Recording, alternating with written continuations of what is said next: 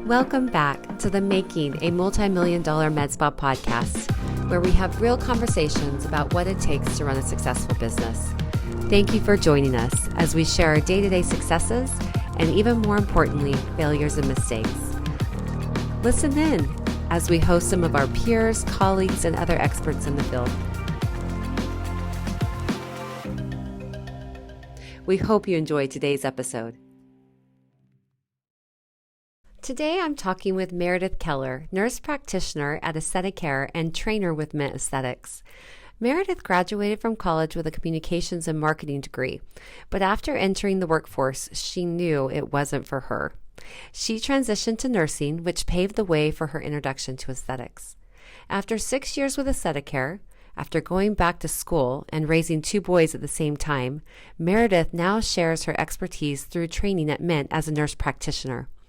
In this episode, we will discuss transitioning to a career in nursing and aesthetics, changing clients' life through Diva, and so much more. Now on to the episode. All right, I'm so excited to have you here today. You have just been through such an amazing journey, and I'm so proud of you. And you're welcome.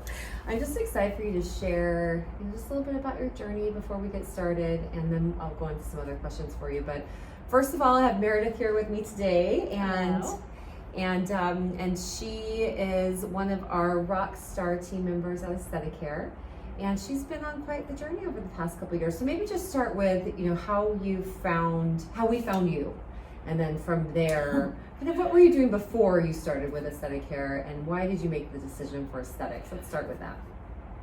Okay, so that's actually kind of funny. I went to a girls' night here for one of my friends. Oh, that's right. One of the lunch and learn, girls' night out. She's actually your pediatrician. That's right. Yes, and I was looking for something because I was in the hospital, which is wonderful. I loved working at St. Luke's, cardiac, everything, emergency, floating. That was what I thought I was just gonna do, and I was gonna stick with it. But then kids threw a wrench in the plans. Those were long hours, and people that do it are amazing. I just was kind of tapped out. And then I thought, I'm just gonna find something outpatient, something else. And when I came here, Matt's exact words were, "We want you to leave here, wanting to come here and to work here." And I was like, I could work here. I love that. So I came here. So you came to the girls' night out just because you thought you might want to have treatments or something, or because Dr. Ham invited you? Yes. Okay. Yes. I wanted my veins treated. Okay. By the wonderful artist.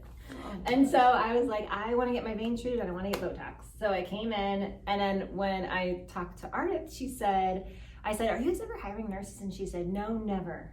Everyone stays here. Nobody leaves. You'll never get hired." And I said, "Okay, thanks." Love Ardith. And I was like, "Okay." But anyway, so I came back for my second treatment. I brought my resume just in case, and I wrote a very nice cover letter, and I brought it to Rick, manager, and then and Matt liked it. And it turns out that he decided he was going to add a nurse because they hadn't lost one. Mm-hmm. And then he called and said, basically, in Matt's nice way, "We probably won't hire you because you don't have any experience, but if you want to come in and chat."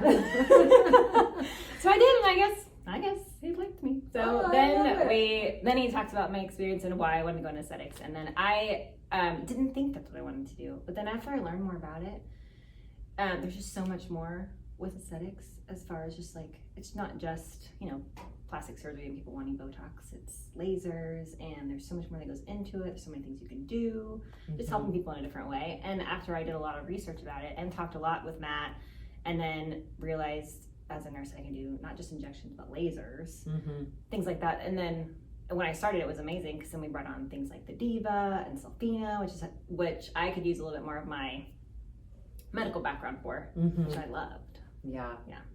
So once you kind of the journey of coming on board and onboarding, learning from injectables to lasers, kind of take yourself back for a minute.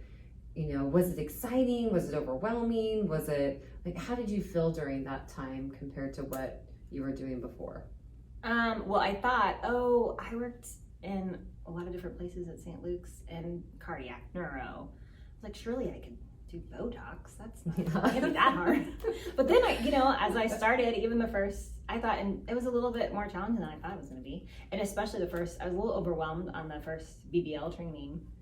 even though you were amazing, I was just like, oh my gosh. It's just a lot. I think BBL compared to others. Well, it's just so if you're out there listening, don't give up. BBL is awesome. Yes, it's amazing. It's just a lot to learn in the beginning. Yes, there's so many steps and so many bells and whistles with that machine. And I was like, oh my gosh. I was just way more than I thought. But then if you just break it down in little pieces throughout the process, it seemed to just click. Yeah. And then I like lasers a lot more. I started out liking injection, then I like lasers a lot more. Now they're kind of both the same. Both the same. Yeah. 6 years in. So you mentioned Diva, and I'm just curious, you know, where are you with that? Maybe like, you know, first of all, like what is that treatment? You know, they may not know. And then also like what excited you about that? I liked it because it's just treating different people in a different way. And I like that we could treat people not just aesthetically, but more emotionally, and then also for certain medical issues like post-cancer and if you have Sjogren's syndrome and things like that. I've got a few clients in that category, and it just watching them be more excited and have a better relationship with their partner, and also just changing the life of people that sounds aggressive, but changing the process people like would have stress urinary incontinence. It hinders what you can do, and when it works, it's amazing. Yeah, you know, so just a quick recap, Diva is a technology that Cyton's developed. It's a fractional laser technology. It's a treatment that the device gets inserted into the vagina. It takes about 3 to 6 minutes to do the treatment. Yes. And I will never forget when it was Ardith who came in and said like one of her clients had been like crying with joy. Yes. Post-treatment, not because of the pain. Yes. Because it really doesn't hurt that much. But no, it's one of the easier treatments that we do, I think. I mean, it just was so rewarding to hear how one of our clients hadn't had sex with her husband in like 5 years and was able to have sex again. And I thought, oh my gosh, I want to shout this from the rooftops, you know, that there are treatments out there that can help women that, I mean, most of them don't even know that it's available. And I'm sure partly because my mother went through that years ago. And so it really like pulls my heartstrings, but it's amazing. So I wanted to. When people you hear women describe having intercourse with their spouse or partner, it feels like knives. That's not comfortable. And then it puts a strain on a relationship because intimacy is important. And then just watching people kind of experience joy again and have intimacy where it's not painful or they're not looking forward to it. It's nice. But also just from a medical perspective, especially the people that have been through cancer and like your mom, and then the Sjogren's syndrome, they're so dry, urinary tract infections get really prominent. So if you can, the lubrication really helps with that too. And that helped my Sjogren's patient or client a lot. She hasn't been on an antibiotic since she started Diva. Isn't that amazing? Yeah. So I think that is just great. I mean, it just helps with your whole system and day-to-day life. So since you've gone back to school, so they wouldn't do that here, So maybe share why, and then a little bit about that journey, and then what you feel like the future holds with that, or what you're excited about with it. Well, originally I was either going to work here or go to nurse practitioner school. And then when I got this job, I thought, well, let's see what happens here. And then when I realized getting my nurse practitioner would also help, that's kind of when I decided to go back and do it. And I think it just gives nurses a little bit more autonomy. As far as processes, as far as Botox and injections, it doesn't change that much, but I like to be able to take the next step with my patients and help them personally instead of passing it on to a physician. Even though you're still kind of there helping through the process, I like just being able to do it myself, and then with the guidance of a physician, and then also just having a little more knowledge about what I'm doing, especially with something like Selfina, which is a little bit more invasive, or Diva. Right. Yeah. I think at one point during this, you told me you were having a conversation with Mary, who's Dr. Mary Hem, a pediatrician and your friend. Yes. And you were talking to her about it, and there was a comment made like, well, Meredith, you're going to be 40 and you're going to have it. Oh, or you're going to be 40 and you're not going to have it. Yes. Or something like that. Yes. And I thought, I love that, because no matter what, you're going to be 40 at some point, you're going to be 50 at some point. You can either do it or not. You can do it or not. Yeah. I know, she told me, well, she's the one person I probably should have asked because she's the biggest overachiever of our friends. But I said, I don't know, I'm going to be 40 when I graduate. And she was like, and she's being a physician, she was like, well, you can be 40 with a degree or you can be 40 without a degree. Either way, you're going to be 40. So I was like, oh my gosh, but I'm going to be working with kids. And she was like, you're going to be working with kids anyway. And I was like, oh my God, fine, you're right, I'll do it. So I did, and it was the best advice I probably ever got. It was good. So, I mean, it just is so inspiring to me because you went back to school, you have kids, you were still working, your marriage is still thriving. Yes. Yes. Like how? Like what did your day look like? Well, I think it's just, everyone just kind of figures out what they're going to do whenever they get into a stressful situation. And everyone says, oh, I can't do that. But you can once you get into it. So it's just come to work, just how to process. Come to work, take care of the kids, put the kids to bed, do your schoolwork, come to work, take care of the kids. Just kind of every day. And then you just get in the groove of it. You did tell me you'd get up earlier though. Yeah, sometimes I would do 4 a.m. I mean, like, so get up, do your job, like get up at 4 a.m., y'all. Not just like get up, but get up at 4 a.m. Yes. Sometimes if I put too long studying for a test, then I would do my 4 a.m. study sessions a week before I did my test. Because I told myself, I'm getting through this and we are getting through this at the appropriate time and we're going to be done. Yeah. And you did it. Yes. Congratulations again and again and again. So proud of you. It was hard, but it's worth it. Yeah. If anyone wants to do it. Yeah. So what are you most proud of or looking forward to or like within that experience? You know? Well, even just in the last month having it, it's been nice. I look forward to like helping all the providers with any of their issues, being able to answer questions with a knowledge background of what's going on, and being able to just, the littlest thing, just being able to prescribe the medication right then and there after meeting with the client and having that conversation.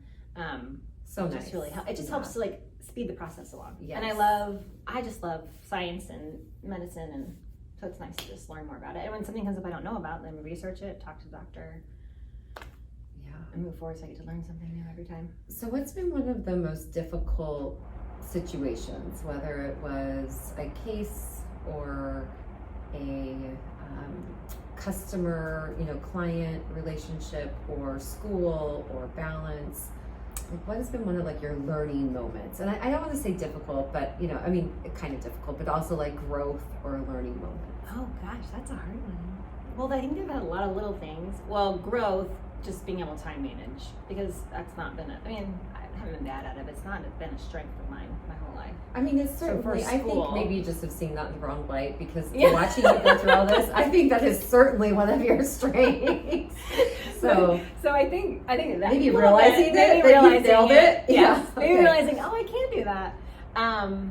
Probably, I don't even know. I think as far as, a teaching moment I had last couple weeks as a nurse practitioner is just having someone have significant pain after a procedure, which is cool sculpting.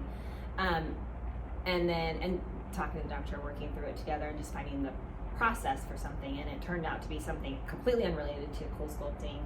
And it was nice just to be like, you know what, I think just learning more about that and pushing them in the right direction in the appropriate time so they could take care of their health issue that they were having. So I think that was a really good learning moment, to know when to like step back and be like, you know what, this is not what is related to cool sculpting, and moving forward, and then even helping her through that process, because that's a teaching moment. Yeah, for sure. But that's, I think every process is a teaching moment from here on out. Yeah. So what's been something that's been the most rewarding? I know we've already talked about Diva. I mean, there's quite a few in that conversation I think that we've had. Oh yeah, there's a lot with that one. I think from a nurse practitioner's perspective now that's new, just helping the providers, but then also from just being here in the treatments perspective is helping people when they get their post pictures. And even a lot of people that just really want that natural look, that have never done anything, but then they're seeing the aging process, and if they just trust you to do laser, and then they can see the results, you know what you're doing, and they're so happy, that's rewarding to me. I'm not curing cancer, but that's fun. It's so fun. I mean, I'm obviously like I love laser so much, but and it's just honestly, it's because year after year after year after year after year after year with me, it's just once you've got that technology and you understand it, you've got it down, yes, and you get those results, and it's just consistency, yes, that I just thrive on, yes, you know, and so I always joke, like, I make this iTone Kool-Aid and I hand it out, but it's really because of that, because mm-hmm. it's technology that I trust, because my clients love it. And mm-hmm. so, yeah. They're so excited when they see, they're like, oh, I didn't know I could do that. Yeah.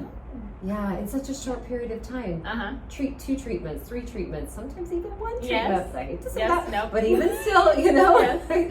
It's just like such a short period of time. Yeah. You get to see so much improvement and so yes. much change. So, and that's actually another, to answer another question, like 5 questions ago.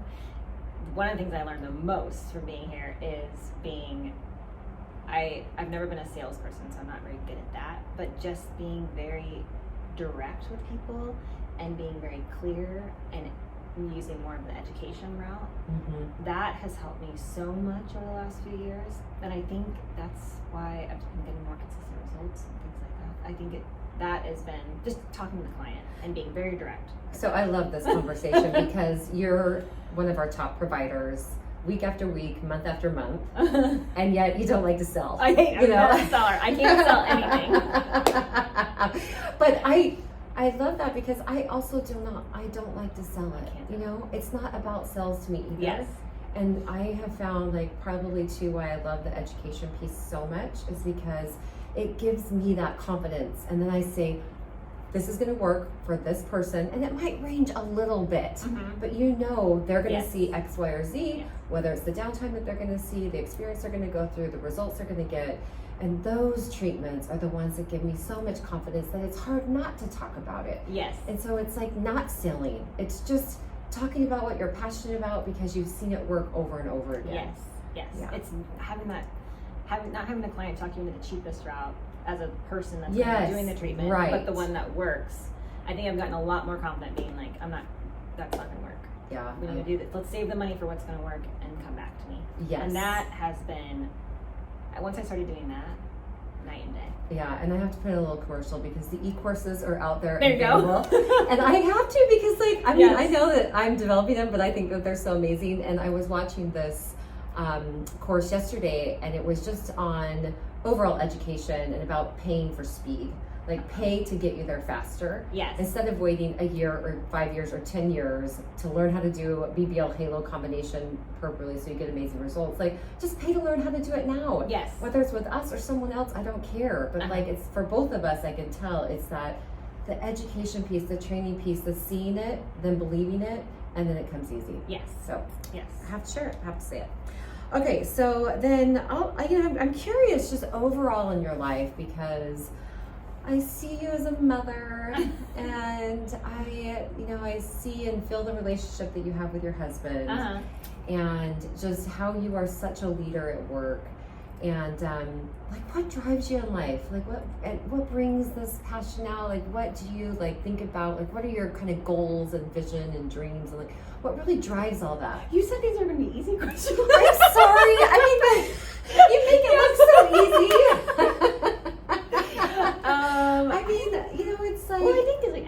Well, the most obvious is obviously my kids, and then I don't know. I think with age has helped, and I think I just decided I'm going to do what I like to do and do what I want to do and do what's best for my time, and then not try and do something more than I should, and just kind of think what can get me to the next step, what I want to do, and then just, if that even makes sense. It makes so much sense. Like, I think about those things a lot, and even right now, the conversations I have with my kids, I did like a goal setting workshop with Jackson and Amy last night. So my 6-year-old and 20-year-old were doing our goal setting, but they really, I think it was great to do it with them together too, for him to learn and see her. But so anyway, I was doing that with her, and so much what I've been trying to help them understand is that if you find something you're passionate about, the money will come. Yes. Yeah. And what you just said, like, you decided you were going to do what you wanted to do with the time that you wanted to give it. Having your kids and making the change from working late nights and probably long shifts to finding aesthetics and a passion in aesthetics that you didn't know was there. Right. but it's like being able to build that and put it together. For me too, it took a lot of years, and like the longer you're in it and the older I've gotten, and the more I've like looked at myself to see like what I really want, and then to be able to help my kids do that, you know, it's like I just want them to get that earlier. I don't want them to wait so long. I mean, I luckily I fell into this industry like first thing, but nobody sat down in the beginning with me as a kid and said, oh my gosh, no, I did.